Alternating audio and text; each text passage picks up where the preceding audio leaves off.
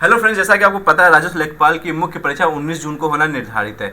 और राजस्व लेखपाल की परीक्षा में ग्रामीण प्रवेश के इंपॉर्टेंस को देखते हुए इस चैनल के माध्यम से ग्रामीण प्रवेश को हम लोग टॉपिक वाइज अध्ययन करें। टॉपिक वाइज इसलिए क्योंकि आपको टॉपिक वाइज समझने में आसानी होती है। पहला टॉपिक कंप्लीट हो चुका है। उत्तर प्रदेश से संबंधित जो सामान्य जानकारी, उत्तर प्रदेश से संबंधित जो भी जानकारी पूछी जाती है उसको हम लोगों ने कंप्लीट कर लिया था और 2 वीडियो में कंप्लीट हुआ है। डिस्क्रिप्शन में लिंक भी दिया हुआ है, आप उसको देख सकते हैं। अगला टॉपिक योजनाओं से संबंधित है, जो स्टेट गवर्नमेंट, सेंट्रल गवर्नमेंट के द्वारा ग्रामीण स्तर पे जो योजनाएं चलाई जाती है उसको हम लोग अध्ययन कर रहे हैं, ठीक है ना। और ये बहुत ही काफ़ी इंपॉर्टेंट चैप्टर है, क्योंकि ग्रामीण 2015 का राजस्व लेखपाल की जो परीक्षा हुई थी उसमें 25 में से 7-8 क्वेश्चन केवल यही थे। इसलिए मैं इस पर ज़्यादा समय दे रहा हूँ और कई वीडियो दे चुका हूँ। इस पर 3-4 वीडियो मैं पहले भी दे चुका हूँ और उन योजनाओं को मैं कंप्लीट करवा चुका हूँ जो 2015 के राजस्व लेखपाल की परीक्षा में, चाहे वो प्रथम पाली की परीक्षा हो या सेकंड पाली, 2 पालियों में परीक्षा हुई थी 2015 में, तो उनमें जो भी योजनाएं पूछी गई थी उन सबको मैंने डिटेल में आपको अध्ययन करवा दिया है। उसके अलावा जो और भी महत्वपूर्ण योजनाएं हैं जो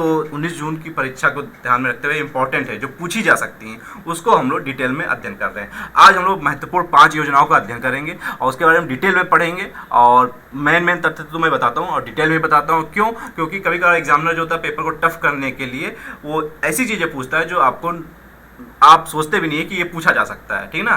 तो मैं उन सब चीज़ों को भी बताऊंगा, आप केवल एक बार सुन लीजिएगा, हो सकता है आपके ध्यान में रहे और पेपर के टाइम पे आप उत्तर तक पहुंच जाएं, ठीक है ना। तो आज हम लोग क्या पढ़ने वाले हैं? महत्वपूर्ण योजनाएं जो परीक्षा की दृष्टि से इंपॉर्टेंट है। आज हमारी पहली योजना है पंडित दीनदयाल उपाध्याय रोजगार योजना। काफ़ी इंपॉर्टेंट योजना है, इसको आप ध्यान रखिएगा, मैं इसके बारे में बता रहा हूँ। इस योजना का मुख्य उद्देश्य ग्रामीण क्षेत्रों में बढ़ती बेरोजगारी का समाधान करना। अब इसका मुख्य उद्देश्य क्या है, आपको ये ध्यान रखना चाहिए, ठीक ना। तो ये इंपॉर्टेंट होता है, ये पूछा भी जाता है परीक्षा की दृष्टि से, ठीक ना।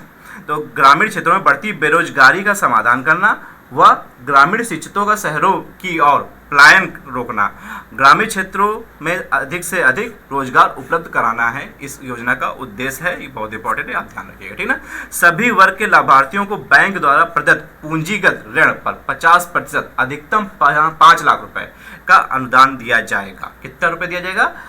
अधिकतम 5 लाख रुपए और पूंजी ऋण जो है 50% का अनुदान दिया जाएगा। यही सब फैक्ट्स होते हैं, जो तथ्य होते हैं, यही परीक्षा में पूछा जाता है। और कभी कभार उन चीज़ों को पूछ लेता है एग्जामिनर जो मतलब कि आप सोचते भी नहीं पूछा जा सकता है, क्योंकि एग्जामिनर कभी कभार पेपर को टफ कर देता है। 2015 से 2022 में 7 साल का डिफरेंस हो गया। 7 साल में मानते हैं कि 2021 के जो वो पेट वाले हैं वही बैठेंगे, तो आप 2021 तक ही जोड़िए कंपटीशन, ठीक है ना। 2022 का कंपटीशन से आपको कोई मतलब नहीं है, लेकिन पेपर का लेवल टफ होगा, आप मान के चलिए। अगर पेपर इजी हो जाता तो कटावृत्ति हाई जाती है, तो इसलिए आपको तैयारी डट के करनी है, मेहनत से करनी है, ठीक ना।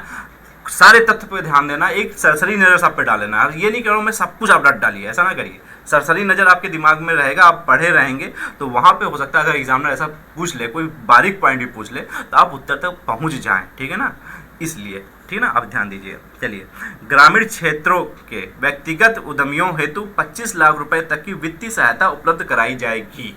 कितने रुपए? 25 लाख रुपए तक की वित्तीय सहायता उपलब्ध कराई जाएगी। योजना का लाभ 18 से 50 वर्ष की आयु के लाभार्थियों को मिलेगा। अब ये एज ग्रुप है, ये आपको ध्यान देना है, कब से कब तक? 18 साल से 50 वर्ष तक के जो आयु के लाभार्थी हैं उनको ये योजना का लाभ मिलेगा। चलिए, 15 लाख रुपए से ऊपर की परियोजना हेतु हाई स्कूल पास होना जरूरी है। 15 लाख से ऊपर की परियोजना हेतु हाई स्कूल 10th पास होना जरूरी है, इसका आप लोग ध्यान रखिएगा। चलिए, लाभार्थियों को 7 दिवस के उद्यमिता प्रशिक्षण का प्रावधान है। 7 दिन का इनको प्रशिक्षण भी दिया जाएगा। इस योजना हेतु नोडल एजेंसी उत्तर प्रदेश खादी तथा ग्रामोद्योग बोर्ड है। ये बहुत इंपॉर्टेंट फैक्ट है, आप इसको ध्यान रखें, ये एग्जाम में पूछा जाता है, ठीक है ना। क्या, कौन है इस नोडल एजेंसी? क्या है? उत्तर प्रदेश खादी तथा ग्रामोद्योग बोर्ड। इंपॉर्टेंट है, ध्यान रखिएगा, काफी इंपॉर्टेंट योजना है, इसके बारे में ध्यान रखिएगा। चलिए, अगली योजना देखते हैं, उत्तर प्रदेश सौर ऊर्जा नीति 2007। उत्तर प्रदेश सौर ऊर्जा नीति 2007। अब देखिए, 2015 वाला पेपर उठा के देखिए, उसमें जो भी योजनाएं पूछी गई हैं वो सारी योजनाएं स्टेट गवर्नमेंट की अगर पूछी गई हैं तो उस समय जो गवर्नमेंट थी, जो उस समय सपा की गवर्नमेंट थी, अखिलेश यादव जी की गवर्नमेंट थी, तो वो जो योजनाएं लेके आए थे उन्हीं योजनाओं पर फोकस था। उन्हीं योजनाओं को पूछा गया था। सेंट्रल गवर्नमेंट की जो योजनाएं थी, जो मनरेगा से प्रश्न आए थे, उनको हटा दीजिए। जो स्टेट गवर्नमेंट की योजनाओं से जो प्रश्न आया था, तो केवल उन्हीं योजनाओं को फोकस रखा गया था जो उस समय की गवर्नमेंट ने जो मतलब लेके आई थी योजनाएं। तो इस समय स्टेट गवर्नमेंट में भाजपा की सरकार है, योगी जी की सरकार है, जिसमें 5 साल इन्होंने कार्यकाल पूरी भी कर चुके हैं और कई सारी योजनाएं इन्होंने लगाई, शुरू भी की है, ठीक है ना।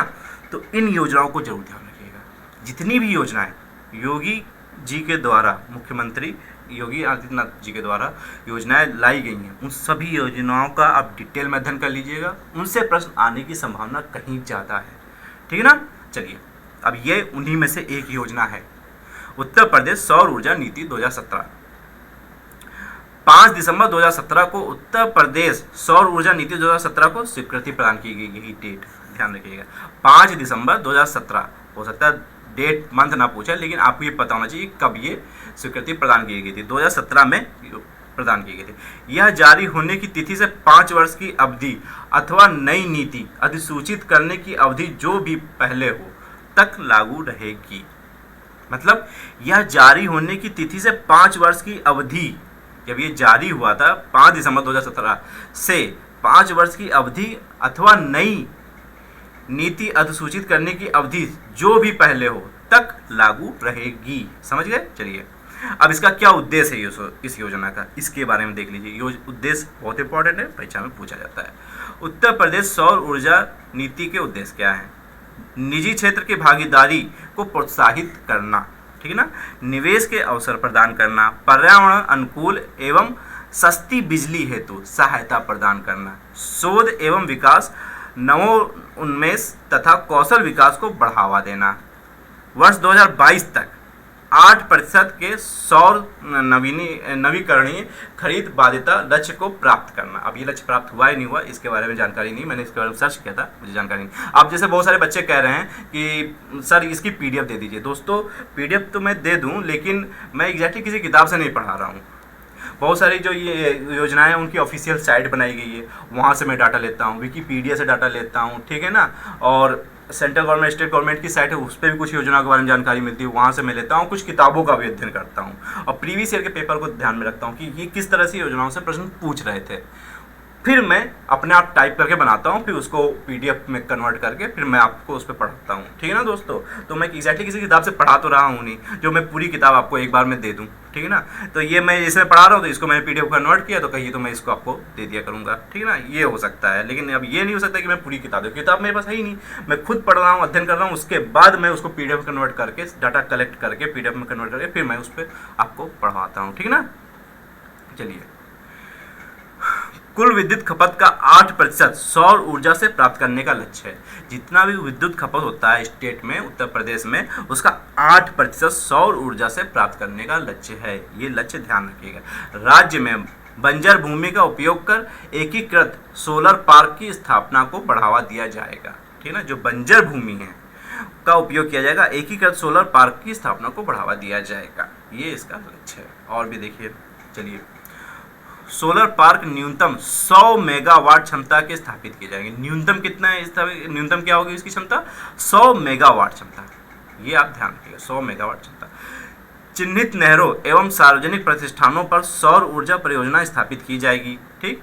नेट मीटरिंग के तहत निजी आवासों पर भी परियोजना स्थापित की जाएगी। भारत सरकार के अलावा राज्य सरकार 1500 रुपये प्रति किलोवाट, कितना, सॉरी 1500 नहीं है, मैं गलती से बढ़ गया, 15,000 रुपये प्रति किलोवाट, ठीक, तथा अधिकतम 30,000 रुपये प्रति उपभोक्ता अनुदान देगी, ठीक ना। कितना देगी? भारत सरकार के अलावा स्टेट गवर्नमेंट जो है, अपनी यूपी गवर्नमेंट जो है, 15,000 रुपये प्रति किलोवाट और अधिकतम 30,000 रुपये प्रति उपभोक्ता अनुदान देगी। उत्तर प्रदेश नवीन एवं नवीकरणीय ऊर्जा विकास प्राधिकरण नोडल एजेंसी, इसकी कौन सी नोडल एजेंसी है? उत्तर प्रदेश नवीन एवं नवीनकरणीय ऊर्जा विकास अभिकरण, ठीक, UPNEDA, ये है इसकी फुल फॉर्म, ये आप ध्यान रखिएगा। चलिए, अगली योजना देखते हैं, बहुत ही इंपॉर्टेंट योजना है, पंडित दीनदयाल उपाध्याय किसान समृद्धि योजना।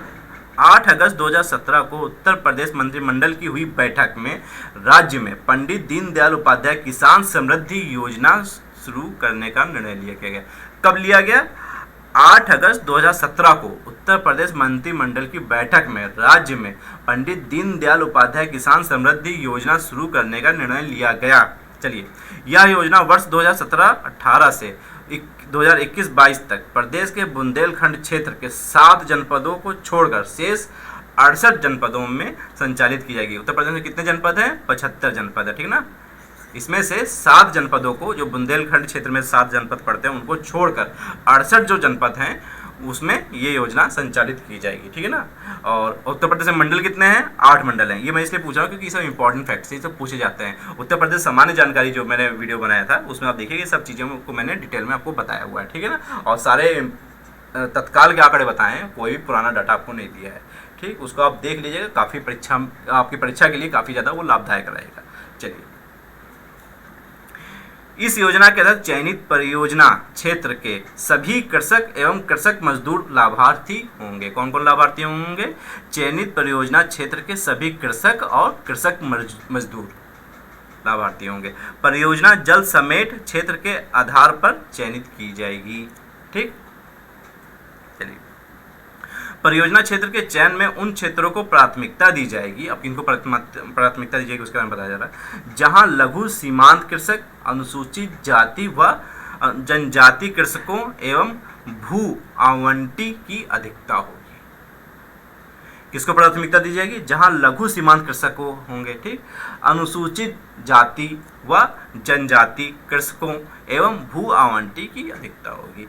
परियोजना अंतर्गत सामुदायिक प्रकृति से संबंधित कार्य यथा बांध निर्माण, सुरक्षित जल निकास हेतु नाले का निर्माण आदि में यदि सामान्य कृषकों की भूमि शामिल है तो लाभार्थी के रूप में उन्हें भी सम्मिलित किए जाने का प्रावधान है, ठीक।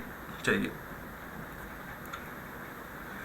चयनित परियोजना क्षेत्र के 100% अनुदान पर बीहड़/बंजर भूमि, मतलब बीहड़ और बंजर भूमि सुधार तथा जल भराव क्षेत्र का उपचार मनरेगा के तहत क्रियान्वित किया जाता है। परियोजना क्षेत्र में आवश्यकता अनुसार कृषि, वानिकी, उद्यानीकरण के साथ साथ उपचारित क्षेत्र में 50% अनुदान पर फसलों उत्पादन कार्य भी संपादित किए जाते हैं। योजना अंतर्गत विभिन्न वर्ष 2017-18 हो गया, वर्ष 2018-19, वर्ष 2019 और 20, वर्ष 2020-21 और 2021-22 में कुल 477.33 करोड़ रुपए, जिसमें से 433.20 करोड़ रुपए राज्य सेक्टर से, 9 करोड़ रुपए मनरेगा से और 35.13 करोड़ कृषक अंश से के व्यय से 1,71,186 लाख हेक्टेयर समस्याग्रस्त भूमि का उपचार किया जाना लक्षित है, ठीक। चलिए, फिर से समझ लीजिए, ये योजना अंतर्गत विभिन्न वर्ष जो दिए गए हैं, 17-18 हो गया, 2017-18, 2018-19 हो गया, 2019-20 हो गया, 2020-21 हो गया और 2021-22 हो गया। इसमें कुल जो है 477.33 करोड़ रुपए। अब 477.33 करोड़ में ये है 433.20 करोड़ रुपए राज्य सेक्टर से, 9 करोड़ रुपए जो है मनरेगा से और 35.13 करोड़ रुपए कृषक अंश के व्यय से 1,71,186 लाख हेक्टेयर समस्याग्रस्त भूमि का उपचार किया जाना लक्षित है। यह योजना संचालित होने से कृषि उत्पादन एवं उत्पादकता में वृद्धि होगी, जिसके फलस्वरूप कृषकों की आय में वृद्धि होगी, ठीक। चलिए, अब अगली योजना देख लेते हैं। अंतिम योजना है ये बाढ़ सागर नहर परियोजना। इसमें देख लीजिए, 2 इंपॉर्टेंट मुझे तथ्य लगे, उसको मैंने टाइप किया है। 15 जुलाई 2018 को प्रधानमंत्री नरेंद्र मोदी ने जनपद मिर्जापुर में 4008 करोड़ रुपए की विभिन्न विकास परियोजनाओं का लोकार्पण एवं शिलान्यास किया, ठीक। कब किया गया था? 15 जुलाई 2018 को प्रधानमंत्री नरेंद्र मोदी के द्वारा किया गया। कहाँ किया गया था? जनपद मिर्जापुर में 4008 करोड़ रुपए की विभिन्न विकास परियोजनाओं का लोकार्पण एवं शिलान्यास किया गया। इन परियोजनाओं में बाढ़ सागर नहर परियोजना एवं चुनार में गंगा नदी पर नवनिर्मित पुल का लोकार्पण तथा राजकीय मेडिकल कॉलेज का शिलान्यास शामिल है, ठीक।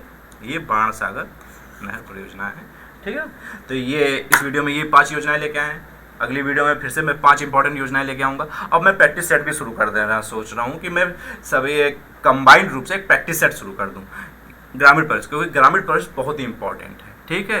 क्योंकि ग्रामीण प्रवेश हर परीक्षा में नहीं पूछा जाता है। ग्रामीण प्रवेश जैसे मैं हर वीडियो में बताता हूँ, ग्रामीण प्रवेश तो चुनिंदा परीक्षाओं में पूछा जाता है। राजस्व लेखपाल हो गया, चकबंदी लेखपाल हो गया, और भी कोई छोटी छोटी परीक्षा होंगी उसमें पूछा जाता होगा। इसीलिए लोग इसको थोड़ा इग्नोर करते हैं, लेकिन इसकी इंपॉर्टेंस सबके बराबर है। हिंदी 25, गणित 25 नंबर की, और सामान्य अध्ययन 25 नंबर का, और ग्रामीण प्रवेश जो है ये भी 25 नंबर का। इसको भी बराबर इंपॉर्टेंस दिया है। यही सिलेक्शन आपको दिलाएगा। इस पर फोकस्ड रहिए। इसमें ज़्यादा चैप्टर्स नहीं है, ज़्यादा टॉपिक्स नहीं है, गिनती के 5-6 चैप्टर्स हैं, ठीक ना। डिटेल में अध्ययन कर लीजिए। आपके 25 में से 20 प्लस आपको टारगेट करना है, यहाँ पे आप गेन कर सकते हैं, ठीक है। तो इस वीडियो में इतना ही। और अगर वीडियो अच्छी लगी हो, आपके लिए लाभदायक लगी हो, तो वीडियो को जरूर लाइक कर लीजिएगा, चैनल को सब्सक्राइब कर लीजिए, और ज़्यादा से ज़्यादा शेयर कीजिए वीडियो को। क्योंकि मेरा नया चैनल है, 1.5-2 महीना हुए हैं चैनल को स्टार्ट किए हुए, तो ज़्यादा सब्सक्राइबर भी नहीं है। इससे ज़्यादा शेयर करेंगे, ज़्यादा सब्सक्राइबर मुझे मिलेंगे, तो ये मेरे लिए थोड़ा सा और मुझे भी और भी हिम्मत मिलेगी कि मैं और भी मेहनत करूँ, और भी ज़्यादा से ज़्यादा अच्छे डाटा लेके आऊँ जो एग्ज़ाम के दृष्टि से जो इम्पोर्टेंट हो और आपके लिए लाभदायक है एग्ज़ाम के लिए, ठीक है ना। तो इस वीडियो में इतना ही। वीडियो देखने के लिए धन्यवाद।